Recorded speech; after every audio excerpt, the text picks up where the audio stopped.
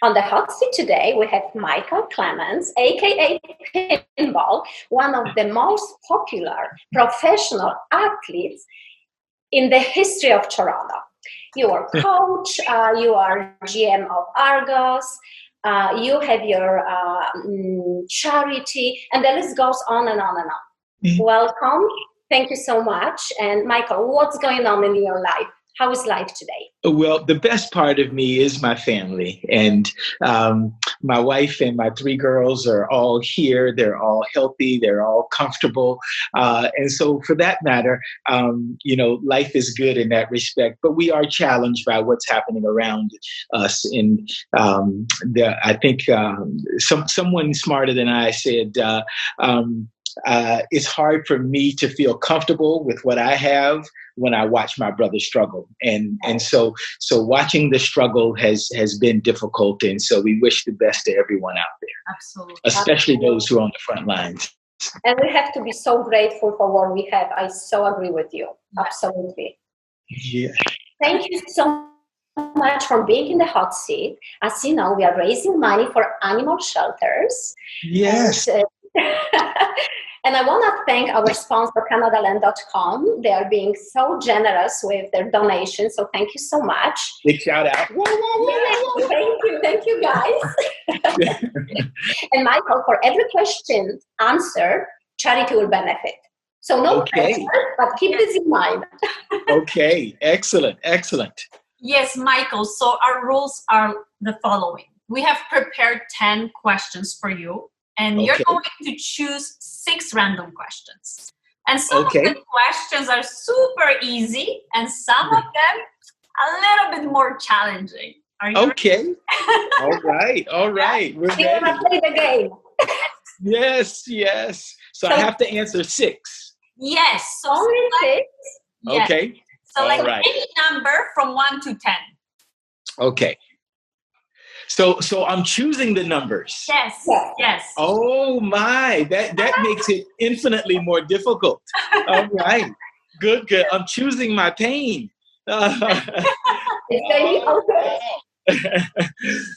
So why don't we just start with question number 1? That's the sensible way to go, I think. Why not? Let me give you question number 1. Yes. Oh, you said American by birth, but Canadian by choice. What is about Canada that makes you feel that way? I heard someone say, another transplanted American say that America is like my mom, right? That's where I was born, right? And mom will always love my mom, but Canada is like my wife. I'm married to her, right? I'll be there with her forever. And so when I say that, it's not a knock at all on the U.S., right? What it means when I say I'm American by birth, but Canadian by choice is that when I came here to play football. I came here to get it out of my system, to play a couple of years because you're going to work the rest of your life. And when I came, I loved it. From the word go, I embraced it. And, one of the things was just how nice people were, right? They embraced you everywhere you went. And so that ultimately, that's where it comes back to. It is the people. But, there were some other things that were true. We embrace diversity to a little greater degree than my experience, and much of my experience growing up was in the South, right? And my mom went to an all-segregated high school, and she had me at only 18 years old. And so I didn't go to a segregated school, but a lot of those tensions were still there. And so it was different growing up. And so I ultimately thought that there was a warmer atmosphere for my kids to grow up in. And so after I got married, so that played a part. But I just love it here. I don't know what else to say.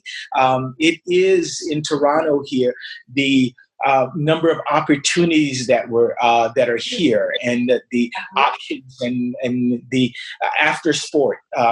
So that played a role. I can't. I love everything about it. I love everything about the Greater Toronto area here, where I live specifically, and really the balance of Canada. It's been a real treat and a real gift in my life. What a perfect answer. I so agree with you. Thank you. Yes. Oh, amazing. Okay, we make money. Yes. All right. Amazing. Thank you, CanadaLand.com. Okay, Pinball, another number. Please choose another number between 1 and 10. We're a little bit process oriented, so how about number 2? I like that. All right, here's number 2. So you have obviously shown that size doesn't matter. It's all about how you use your size and what's in your heart. Yes. That said, do you think that you would have been an even better player if you were a little bigger? I've often said, people say, do you wish you were taller? Do you wish, and they try to, they make me as tall as 5'7" in the program. And my real height is 5'5". I often say, if I would have been taller, I would have been an average basketball player, right? I would have chose the wrong sport, right? So football was the game for me. It made sense for me. Could I potentially have been a better player if I was bigger? Yes, right? The other side of that is potentially, could I have been a worse player if I were bigger? The answer is also yes to that question, right? So if you kind of look at me and my size, and I ran the ball, and I ran from people. That was my job, and so as a part of that, there were times where if I was 3 inches taller, I may have been decapitated, right? And so you may not even be able to speak to me today if I were bigger. But the conventional wisdom says that if you're a little bit bigger, you're a little bit better. But it doesn't take into construct body composition. Does it mean that you would have the same center of gravity and all the different things that you benefit from being diminutive, if you will? So I do believe that there is a chance that if I were bigger, I would have been better. But I don't want to take the risk. I'm fine just as I am. Perfect. Amazing answer. Thank you. I still believe desire, heart, passion, you can achieve whatever you want. I think that absolutely. That is it. Yes. Can you please choose another question? Yes. How about number 3? I love it. We just go in order. I love this. Okay. You also do motivational speaking. Mm-hmm. Who of the following do you admire most and why? Tony Robbins, Magic Johnson, Chris Gardner. That is a very difficult question. That's the game. And the reason is I respect all 3 of them, right? And for me, it's easy for me to say Magic Johnson because I'm a sports guy.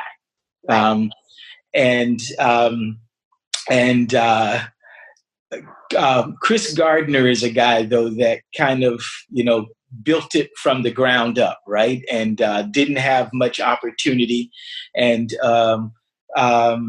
was pretty impressive. I through allegiance to sport, for no other reason than that, I have to say that I truly admire Chris Gardner for, not having anything and right. Kind of building himself up. I just know Magic Johnson better. Tony Robbins is a guy who has motivated so many. But for me, the part of the admiration is definitely doing it yourself. Right. So someone like myself who is a motivational speaker, being a motivational speaker means that you've learned some things. You haven't necessarily practiced them, right? So Magic Johnson and Chris Gardner have both sort of gone through and achieved their success, right? Where I'm not sure of Anthony's roots, right? If he just kind of became a guy who was a really good speaker, right? And kind of practiced that, and then he learned principles around that. Mm-hmm. That in itself is extremely impressive. And the number of people that he's motivated, I would say, if you say as a motivational, person who's been successful in the motivational industry, yes, I think you have to say Tony Robbins because of all the things that he's done. But for me, in terms of motivation, who I would get more motivation from, it's somebody who's actually done it, right? Not just talked about it, someone who's actually done it. Now, he's led so many people to doing it, and that's remarkable in itself. And so who's more important? Is it the teacher, or is it the student that becomes marvelous? And that's an age-old question. That may even, I'm actually even flipping my decision as I'm talking about it here. I'm talking myself into a different answer because teachers are so important and were so relevant in my own life. But I'm a Magic fan, Magic Johnson fan, and sports fan more so than the others. So I have to, after all of the deliberating, give the edge by very narrow margin to Magic Johnson. Yay! but as I talked about it though, I actually was starting to move to the Tony Robbins answer. There's a saying, we rise by lifting others, right? One of the things that I've often said, if you want to show me a truly great person, don't tell me about records or awards, money or power. Show me what you've done for someone else, right? Therein lies true greatness. And so, Tony Robbins has helped a lot of different people, and Chris has inspired people in so many ways by hearing his story. So you can't go wrong in this answer, but I'm going with Magic. Beautiful. Yeah. Yes, thank you. Thank you. But you're giving credit to everybody. That's amazing. Yes. Okay. Let's pick another number. Is it going to be 4? No surprise here. Number 4. 4. Okay. What was it about coaching that didn't appeal to you? What didn't appeal to me is, you mind if I give an expanded answer? Yeah. Okay, so I kind of do that anyway, don't I? So when I say this, my dad gets a bad rap. But I grew up as an only child. Now, my dad was the first one to graduate in his family. He actually paid for a course for my mom, an admin course, and she was the first person of color to work in an administrative position for the city of Dunedin in Florida, where the Blue Jays trained. So he was a father figure to a lot of people who had that didn't have fathers, right? And so while he wasn't there necessarily for me, I really, my growing up was actually pretty easy for me. She was a single parent, but she was more than enough, right? And so in saying that, when I say I didn't want my children to kind of to grow up to a single parent in that same way, there's so many coaches who become father figures to their players, but they don't know their own kids. And so I didn't want that to be me, right? And so when I say that, with my mom being a single parent, if I knew that they were going to get the same thing that I got from my mom, right, then I would be okay with it, whether it was one parent, 2 parents, or 9, right? She gave me everything I needed to be successful. She supported me in a way. She also encouraged the right kinds of things. I was really, good early on in sport, and but she made sure, like if I got a C, I couldn't play sports. And I tell my kids, a C is not this thing you call a C today. A C was a 75 to an 84. So my marks had to be 85 above. And she didn't say that because that she was strict or mean or anything. She said that because she believed in me, and she believed in me even more than I believed in myself at the beginning. So in saying that, I just really wanted my kids to be supported. That was the whole thing. I love sport. And I turned out to absolutely adore coaching. It's amazing. It's just one of the best experiences of my life. And as a matter of fact, I think every professional athlete should have to coach someone first before they actually became a professional athlete. It would change their perspective, I think, in many instances. Beautiful. Thank you for sharing. Thank you so much. Yes. Okay. Mm-hmm. We're making money. Yes. Almost all questions answered. How many more? We have 2? We have 2 more to go. Please choose. Okay. Number 5. All right. So I'm going to choose number 5. No secret, right? And then I'm going to give you ladies the choice to choose the last one, because that's what I should do, right? So you'll get a chance to ask whichever one you want to do at the end. Okay, so I'll take 5, and then your choice from there. All right. Number 5. One of the things that is important in your life is helping others.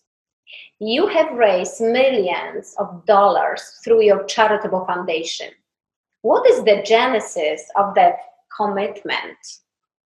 The genesis is relates back to question 4, and it was my mom. My mom is my hero. She was a single parent, but she still found ways to help other people. She made sure that I was supported. She would actually take elderly women in our community. She would give them a ride to the store, right? Mm-hmm. Sometimes she would actually go and do the shopping for them. And she was always helpful, and so much today that she is still in her early 70s now, the church clerk. And so she does all the church minutes and everything. She goes down to the church a couple of times a week to kind of make sure things are in shape and all right. And she does some of the accounting and that kind of thing for them. And as well, they have a group of students that they went to school with that are now in nursing homes in different places. And once a week, they go to visit one of them and spend time with them, right? And it was just a part of her makeup. It's a part of who she was. And so I didn't like... I'm really just a product of my environment. It's nothing really special I've done on my own. I've just, I guess, been keen enough to pay attention and follow. Right. That's an amazing answer. Thank you. Again, thank you for sharing. Thanks. Angelika, last question. So last question. Besides sports and charity, what other passions do you have? Oh, it starts with my family. Yes, indeed. I wish, my wish would be to travel the world with my wife and 3 girls, right? Can't do that, right? They've got too much life going on, as well as we have our own personal commitments and that kind of thing. So it's their turn to live and to do. But that's one of the things we enjoyed most. We would take a vacation once, sometimes twice a year, and just spend that good time. And this has been a little bit of a reset for us during this difficult period, as it's been challenging for so many. I think it also has reminded many of us the importance of family, and so yeah, definitely family. Travel would be on that list as well. I love friends. I wish that I, at one time when it was actually when I was coaching, I thought about actually hiring a person whose sole responsibility was to reconnect me with friends. right? And I thought about it several times, and with 3 kids in private school and all of that stuff, trying to make, should I, I think it probably would have been one of the best investments of my life. And so that's one of those ones that I can't get back. But hopefully moving forward, I will be able to connect with friends a little bit more as well. When we look at, sort of the bucket list of things, mine it really is travel, connecting with friends. And the other part that I'm not supposed to answer in this question is making a difference, right? And trying to help people, right? So that's really where my passion lies. That's why I believe we are here, to help each other out, to help each other better. Thank you so much. And you're doing this today again, helping our charity. We really appreciate that. We raise, but really you, $600 for animal shelters. And one more time, I want to thank our sponsor, CanadaLand.com, for their donation. And Pinball, if I can call you that. Thank you. All the best to you. Yes. Well, thank you. And I want to say a big thank you to Canada Land. Great job, guys, in the house. And I also want to say that my youngest daughter, Riley, loves pets. It's her favorite thing. Our oldest daughter is allergic to dogs. And so we had a Morkie, but we found out that I guess the saliva still carries. And so we co-parent now. So we get our little Roxy so sort of a weekend or so every month or two. And we really just, want to thank you for the work that you're doing there. And no, I couldn't have done it without you. So you ladies make the difference. And thank you for thinking of this and also inspiring people during this difficult time. So very best to you both. And thank you for having me. Thank you so much. Our pleasure. Thank you. All right. Bye now. Bye.